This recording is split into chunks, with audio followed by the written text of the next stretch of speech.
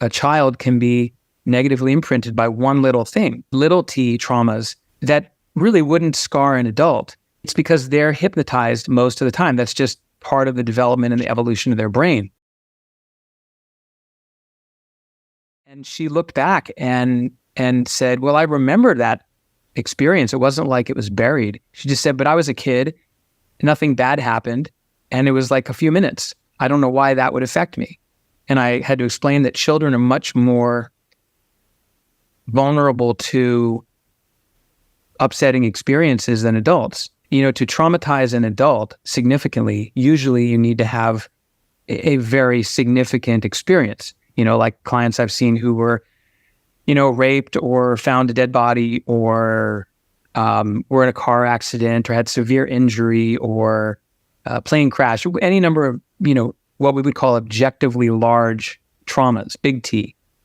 But little t traumas, even a dad yelling at a child or a mother yelling at a child or a child watching a dog get hit by a car, that really wouldn't scar an adult, leaves a negative imprint on a child. And one of the reasons, I don't know if we ever talked about this, but from a brainwave state, children are in a hypnotic state. They're in a state of hypnosis almost all the time.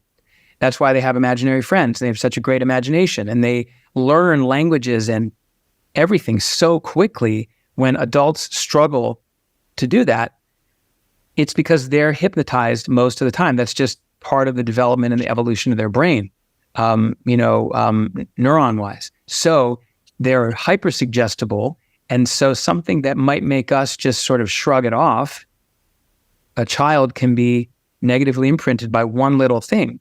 Even what we would call a minor, almost throwaway experience, emotional eating, being obese, or substance use issues, or relationship sabotage, or grief and phobias, fear of death, fear, anxieties. These are all symptoms. That explains so clearly about how a lot of this stuff is generated from childhood experiences that, again, as adults, we can kind of like look at it and think, oh, come on, really? And we kind of instinctively call bullshit on it.